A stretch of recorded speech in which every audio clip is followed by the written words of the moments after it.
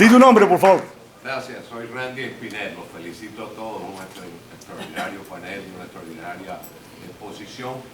Alexis, voy a comentarle del tuyo en particular, celebrándolo, porque también tengo una opinión un poquito tangencial, pero como siempre una comunicación extraordinaria, pero basada en un pensamiento extraordinario. Donde tengo la diferencia, y quisiese preguntarles a ustedes si ustedes me lo comparten, es el comentario que estamos en tercera base y Cufado entra. Creo que sí, en Venezuela, y eso es lo que hemos estado muchos de nosotros tratando de lograr. Pero en el caso de Cuba, yo más veo una lucha mucho más alta. En particular, y a lo mejor en una semana o dos pienso, quizás escriba sobre el tema. Yo creo que lo que hay en proceso es un autogolpe, posiblemente familiar, claro, falso, como de todos los autogolpes, para tratar de institucionalizar y un tipo de pseudo democracia como las otras en Cuba, y que la pelea puede ser mucho más ardua. Quisiera preguntar a los panelistas y a usted, Pedro, ¿qué piensa? Yo te voy a dar mi respuesta. Por favor. En Cuba no hay necesidad de un autogolpe. No la hay, pero... No, ni creo que lo provoquen. En Cuba se gestó en el año 2006 un proceso de sucesión. Estamos en este momento encaminándonos a un proceso de transición política que se va a reafirmar este año con el 8º Congreso del Partido Comunista. Se va a confirmar en el 2018, cuando Raúl Castro se vea en 3-2 y esté precisado a dejar el control del país y ver si sigue en el control del partido. Esa es una pregunta y una situación muy hipotética. Pero en Cuba yo sí creo que Cuba avanza hacia el socialismo del siglo XXI. Yo sí lo creo, pero sin golpe. Un proceso de sucesión, transición política va a ser dirigida, o al menos ese es el propósito, por los hermanos Castro y por la nomenclatura que les rodea. Evidentemente, el pueblo tiene la última palabra. Francisco Franco Bahamonde, y aquí hay quien conoce la historia mucho mejor que yo, pensó que lo había dejado todo amarrado y todo atado. El pueblo cubano es el que tiene la soberanía y es el que en un momento determinado puede decir cómo van a pasar las cosas. Mi deseo es que termine el castrismo en todas sus formas, pero mi deseo no tiene por qué cumplirse. Ojalá se cumpla. ¿Alguno de ustedes quiere dar una respuesta? Lo que yo me refería al autogolpe como ese proceso suyo. Ya, eso sí puede ocurrir. Benjamín. Benjamín, decirle una cosita ya.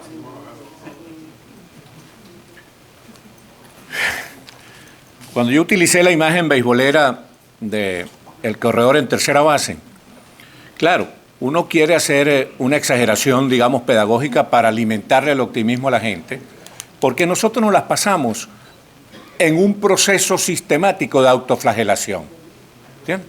Nos encanta castigarnos. Hay una cuestión de masoquismo colectivo que disfrutamos el dolor. Entonces uno tiene también que inyectarle a la gente un poquito de optimismo y un poquito de deseo de disfrutar otras cosas que no sean el dolor. Pero fíjate tú, más allá de la exageración pedagógica, digamos, para sembrar optimismo, tengo que decirte que estos regímenes están condenados al fracaso desde el mismo momento en que nacieron. Pueden durar unos años más, unos años menos. No se pueden sostener porque el modelo es completamente inviable. Cuba está arruinada, Venezuela está arruinado. De tal manera que es cuestión de perseverar en la lucha, de ser optimista, de no rendirse, de no comprar el mensaje de pesimismo que ellos nos ofrecen y con el cual tratan de convencernos que son invencibles. Y la sucesión en Cuba y en Venezuela viene pronto. Es decir, Dios nuestro Señor en su infinita bondad y sabiduría envejeció a este par de caudillos y lo que hay alrededor de ellos para la sucesión en el caso de Cuba es un avispero. Una vez que ellos desaparezcan, yo estoy seguro que eso va a estallar. Y en el caso de Venezuela, lo que hay como sucesión es otro avispero que ya está estallando.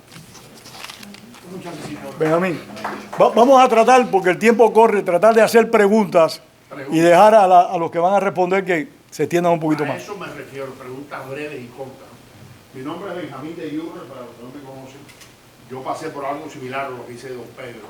en el sentido de que yo soy cubano, pero viví en Venezuela muchos años. De manera que quiero tanto, tal vez más que tú quieres a Venezuela. Tengo familia incluso venezolana. El caso que yo veo en Venezuela en este momento es el siguiente, referente a lo que es el patriotismo cubano, los que somos nacidos originarios de Cuba. Resulta que es verdad lo que tú dices, Pedro. Anteriormente en Cuba, en Venezuela, perdón, los cubanos fueron tradicionalmente siempre muy bien recibidos. Nosotros nos sentíamos en nuestro país, en Venezuela, nos querían muchísimo. Sin embargo, yo lo que veo, que es donde quiero saber específicamente lo que viene en particular, ha cambiado la cosa drásticamente en este momento. ¿Por qué? Por la cantidad de cubanos que el régimen ha enviado a Cuba y que se han dedicado a manipular todos los poderes públicos, empezando por ejemplo por extranjería, otorgando papeles de identidad a la gente, manipulan todos los servicios públicos, de manera que digamos, la opinión, vamos a decirlo así, que se tenía en Venezuela sobre los cubanos, lo sé porque mantengo a diario comunicación con Venezuela, de manera que en este momento lo que yo veo es que la actitud hacia los cubanos ahora ha cambiado drásticamente. Resulta que se ha convertido, y lo lamento decir así porque lo que estoy viendo, le tiene una especie como de odio a los cubanos en Venezuela y los ponen a todos, digamos, en una misma, un mismo parámetro, digamos, a todos, ¿no? ¿Por qué? Porque están viendo lo que están haciendo los cubanos, lamentablemente comunistas, que han llegado del régimen. Entonces, en ese caso quería saber cuál es la opinión, cómo lo ves tú en particular. Yo hace muchos años que no voy a Venezuela, pero imagino que los venezolanos deben tener el mismo sentimiento hacia los cubanos que trabajan para la dictadura cubana y para el despotismo chavista, el mismo sentimiento que sentimos los cubanos contra los rusos y los búlgaros que fueron a nuestro país en los años 60.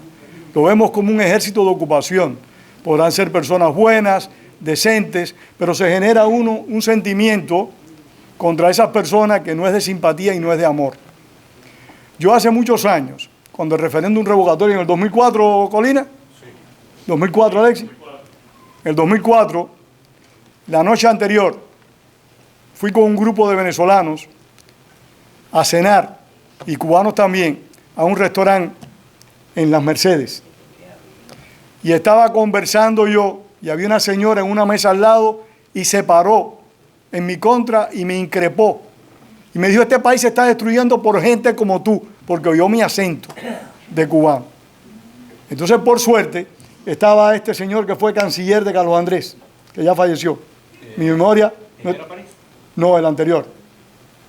Ah, Simón Alberto. Sí, estaba ahí, no era Simón Alberto. Pero bueno, fue canciller de Carlos Andrés, ahorita me acuerdo el nombre. Y le dijo, no, señora, usted está equivocada y es injusta. ¿Ve? Me defendió en aquella situación. Es lógico, es normal, porque los cubanos que están en Venezuela, que ha enviado el castrismo, forman parte de una especie de ejército de ocupación sin uniforme. Y me parece que es natural y muy normal que exista ese sentimiento. Manino, ¿te ibas a hacer una pregunta? Reinaldo Figueredo. Pregunta. El señor ciudadano Corso dijo que la autocracia populista era como un cáncer, ¿correcto?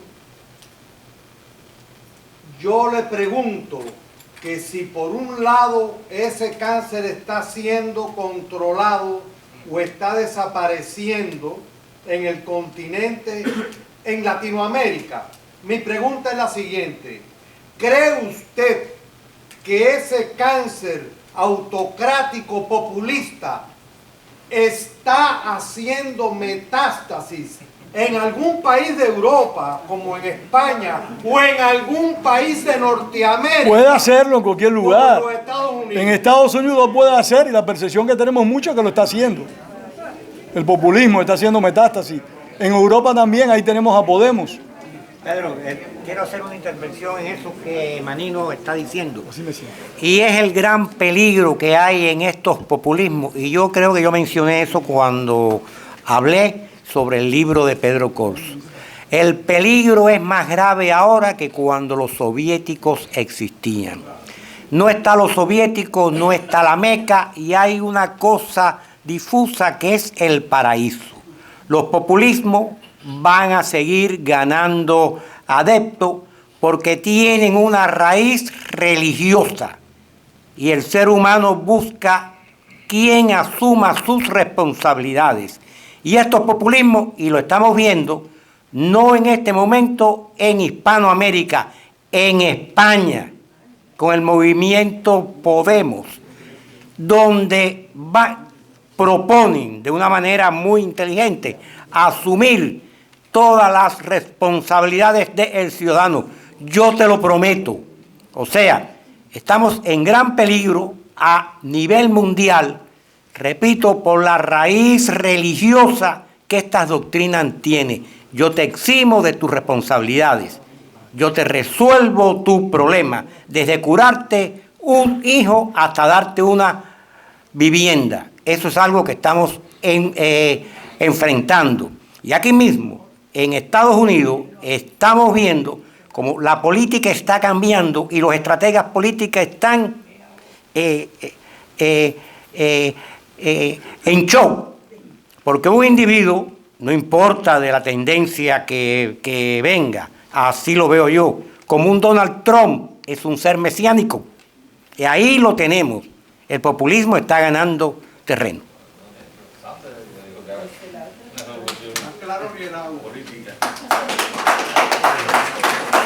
¿Alguna otra pregunta? Yo quería hacer algo referente a lo que dijo. Deja que le haga la pregunta, por favor. Pregunta muy breve. ¿Alguno de ustedes, los presentes, ha contemplado que en Cuba, para que el mundo diga que hay una democracia representativa, se contemple, incluyendo a disidentes, conocidos muchos de ellos, tal vez fabricados algunos, elecciones con participación de los disidentes, con fraude o sin fraude, y tal vez con fraude, porque nadie los conoce en Cuba, aquí todos, denle algún puesto de menor importancia a esos individuos que van a las urnas. El mundo dirá que no les interesa, ni nunca les interesaba, el problema de Cuba. Ya hay democracia y abran todas las bancas y todos los préstamos posibles para Cuba. Esa es una posibilidad. Hay que reconocer que el castrismo se ha reinventado en estos 57 años. El castrismo de hoy no es el mismo de hace 10 años atrás. Se ha reinventado, se ha regenerado, ha buscado nuevos espacios. Y se habla, muchos han insistido, la posibilidad de que se cree lo que le llaman la oposición leal. Recordemos que la oposición leal existió en Hungría, la oposición leal existió en Polonia, donde habían partidos políticos que daban la imagen de que en el país había movimientos plurales, ideológicos y políticos. Ese es un mecanismo, una recurrencia a la que puede la dictadura de los hermanos Castro utilizar, porque eso le facilitaría lo que decía Benjamín a su momento, una especie, y lo decía también el amigo, una especie de retorno al socialismo no real, sino al socialismo del siglo XXI con los controles ya establecidos del socialismo real que existe en Cuba. O un supracapitalismo. Es lo mismo, es lo mismo. Yo quería hacer un acotamiento, un momentico nomás lo que dijo el amigo Alexis Ortiz. Breve, Grega, Guerra tiene una pregunta ahí, por favor, Benjamín. No, haz la pregunta. Haz la pregunta. No, una pregunta, un símil nada más para un acotamiento a lo que dijo Alexis Ortiz, referente particularmente al caso de Venezuela, refiriéndose al caso del béisbol, que estaban las bases llenas y con cualquier cosa se anota una carrera, ¿verdad? Yo voy a hacer un acotamiento. Si están las bases llenas, pero también si hay 2 outs, la cosa se puede complicar. ¿Sabe por qué? Porque en el caso de Venezuela han habido dos fraudes que han tenido mucho, digamos, están basados en la realidad. Eso es el caso de Maracucho, que dio las elecciones, el caso de Caprile, que le robaron las elecciones, y si viene el tercer out, que sería, si tumban a la oposición, que ganó ahora en la Asamblea Legislativa, si la llegan a tumbar sería el tercer out. Y si pasa eso, yo no quiero saber la situación civil que se va a formar en Venezuela. Un acoplamiento nada más. Gracias. Perdón, digo, para que él haga, después lo haces tú. Gracias, Pedro. Habla mucho del caudillismo y de las consecuencias de estos caudillos que hemos tenido y que nos han subyugado. La pregunta es, y se está hablando del populismo, yo conozco mi respuesta, pero quiero la de ustedes. La pregunta es, ¿cómo podemos hacer para que el pueblo identifique a esos caudillos que los van a subyugar e identifique al estadista que los va a desarrollar? Yo quiero que cada uno de ellos lo diga, yo voy a decir la mía. En Cuba, y aquí está Alfredo Elías, Angelito de Fana, que me llevan a mí como 20 años cada uno de ellos, y ellos lo recuerdan, en Cuba existían clases de educación de moral y cívica. La dábamos en la primaria. Y eso no logró neutralizar o impedir el acceso del castrismo.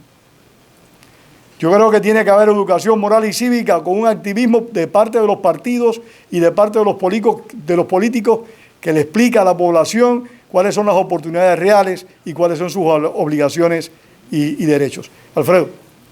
Lo que te quería decir es que aquí se menciona cualquier cosa menos la envidia.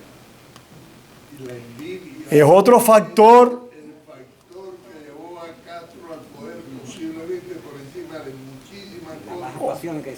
Otro factor importante, las bajas pasiones, la envidia, cierto. Domingo Perón hace 80 años que existió en Argentina y todavía está dando guerra hasta el día de hoy. Sí, señor, tiene muchísima razón. No se olvide de eso. Y no se olvide de que los peronistas en la oposición entonces no van a gobernar el que tenga el poder y van a seguir así.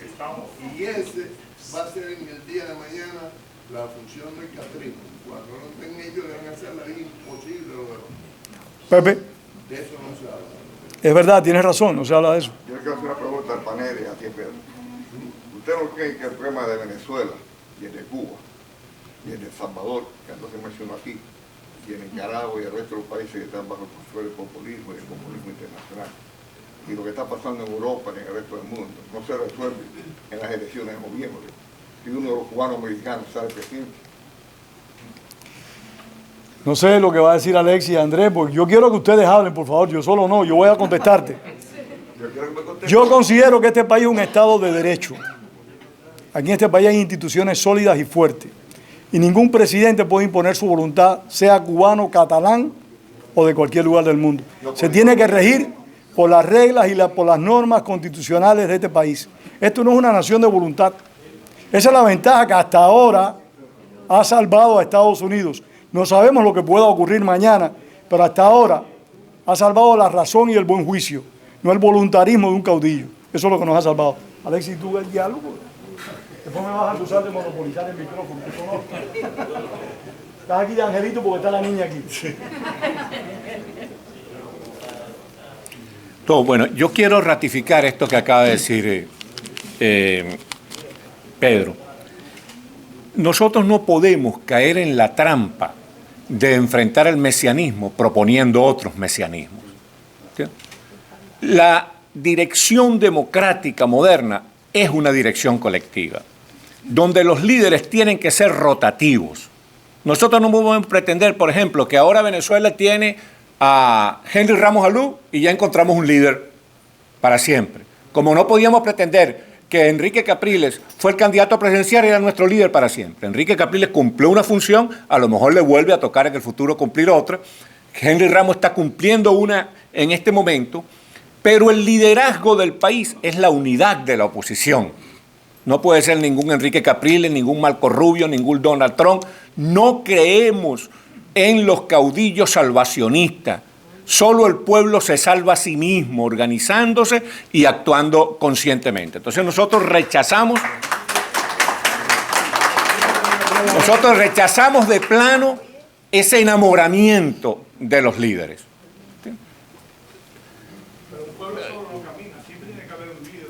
Siempre tiene que haber un líder, pero no tiene por qué ser el mismo siempre, es lo que te quiero decir. Claro, siempre tiene que haber un líder. Entonces seguimos con Obama. ¿Ah? Entonces seguimos con Obama y con... No, Obama va a salir... No, pero mira, vamos a no trasladar dos realidades que son totalmente distintas. Es decir, yo el otro día tuve que decirle a un amigo cubano muy querido que llegó y anunció que había escrito su 5º libro contra Obama. Yo le dije, ¿y cuántos has escrito contra Raúl Castro? Porque tu problema es Raúl Castro, no es Obama. ¿Entiendes? Es como si yo me pongo de necio a decir ahorita, escribí 10 libros contra Donald Trump. A mí Donald Trump me causa mucha irritación, pero mi problema es que se salga del chavismo y que se salga del castrochavismo, ¿verdad? Entonces hay que ser muy cuidadosos con eso. Pues nosotros no podemos, nosotros tenemos que asegurarnos de que la dirección sea siempre colectiva. En cada momento hay un líder que es el que le corresponde a ese momento. En este momento, el mejor hombre en Venezuela para esta pelea parlamentaria era por su experiencia, por su sapiencia de abogado y de viejo parlamentario, Henry Ramos Alú. Eso no lo discute nadie. Pero si mañana la lucha toma otras características, entonces aparecerá otro líder. Nosotros no podemos estar sacralizando y manteniendo los líderes a sangre y fuego, porque eso lo que esconde son las ambiciones de los que quieren ponerse bajo el ala de ese líder para coger poder. Exacto. No, pero uno endiosa a un líder, pues cuando yo era alcalde, me venían a decir la gente, ¿verdad? Alcalde, métalos en cintura, usted es el que tiene el mando, ¿entiende? Haga valer su autoridad. ¿Pero por qué me decían eso? ¿Realmente porque querían que yo hiciera valer mi autoridad y metiéndose todo? No, porque querían manipularme para conseguir o negocios o poder. Entonces, lo primero que tenemos que aprender es que la democracia es un ejercicio de humildad. No hay líder, ninguno de nosotros es un líder. En algún momento nos corresponde una responsabilidad, pero inmediatamente esa responsabilidad puede ser asumida por cualquier otro. Por eso, por ejemplo, yo soy enemigo a muerte de las reelecciones, porque las reelecciones son el reconocimiento, sobre todo en nuestros países donde las instituciones son tan frágiles, son el reconocimiento por parte del líder del momento que lo rodea no sirve para nada. Porque si no tiene quien lo sustituya, es porque considera que no sirve para nada. Esa visión monárquica de la democracia. De tal manera, pues, que comparto plenamente lo que dice Vidalito. Yo tengo una pregunta, me voy a salir un poco, yo sé que están ampliando mucho sobre el populismo. Y nos queda muy poco tiempo, las preguntas tienen que ser, Vidalito, corticas todas, por favor, lo que quede. Yo veo dos características un poco distintas en el caso de Venezuela, al contrario con las de Cuba. Cuba siempre se protegió mucho que no lo mezclaran con el narcotráfico. Y Venezuela ampliamente vive con el narcotráfico, la delincuencia, el apoyo a guerrillas y a movimientos terroristas. ¿Hasta qué punto eso tiene un factor ejecutorio a que esto se pueda caer mucho más rápido? Su opinión, por favor. Bueno, mira, es muy sencillo. Cuba sí estuvo involucrado en el narcotráfico. Lo que pasa es que sí, tuvieron un chivo expiatorio para lavarse la cara, pero realmente sí estuvo involucrado en el narcotráfico. Y es posible que todavía esté involucrado. ¿Entiendes? Hay gente que yo, es decir, no soy, ese no es el tipo de cosas que yo investigo, pero hay gente que dice que todavía una parte del financiamiento del gobierno cubano viene por esas vías colaterales. No en balde, el gobierno cubano es de alguna manera protector de la narcoguerrilla colombiana, de la FARC y el ELN. En el caso de Venezuela, nosotros tenemos un problema gravísimo que es el de la penetración abusiva del narcotráfico en Venezuela. Hay lo que se llama el cartel de los soles, es decir, los narcogenerales, que realmente son un problema grave a la hora de resolver una transición democrática en Venezuela. Porque hay algo que es importante que yo les diga y que he venido insistiendo mucho, porque la gente es posible que no se dé cuenta de eso. Mira, en Venezuela hay tres grandes grupos en el mundo militar. El grupo controlado por el narcotráfico, en el cual el capo de Tutti Capi es Diosdado Cabello. El grupo controlado por el ejército cubano, o sea, dirigido directamente por el que ustedes llaman muy atinadamente el carnicero de Artemisa, Ramiro Vardés, ¿verdad? Y hay el grupo grande de los militares que no sabemos quién lo controla, pero sí supimos algo el 6 de diciembre, que así como el 60% de la población venezolana votó por los candidatos de la oposición democrática, el 60% de los militares que votaron por los candidatos de la oposición democrática. De tal manera que ahí hay algo que tenemos que revisar con mucho cuidado. Entonces, tenemos que llevar las cosas. El narcotráfico es una calamidad grande, mundial, y que de alguna manera sirve para desacreditar al gobierno venezolano, más desacreditado de lo que ya está, porque no tuvieron la habilidad de los cubanos para sacudirse esa mancha. Manino, y ya terminamos. La pregunta te iba a hacer. Bueno, mientras ella va caminando. En los líderes, en la democracia, son las instituciones. Así es. No son los hombres. ¿Quién es el líder de Italia? ¿De Suecia? Hace un montón de cabello. Ah, uno sabe, es un nombre, el otro sabe un nombre. Sin embargo, no hay nada más firme que la democracia occidental, donde todos los dirigentes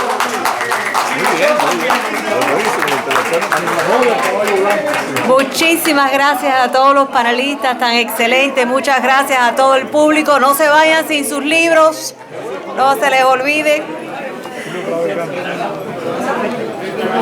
Cualquiera que no tenga notificaciones de los actos del instituto, deje su nombre. Cuando compre los libros allí podemos tomar su nombre y teléfono también para avisarle, o sus correos.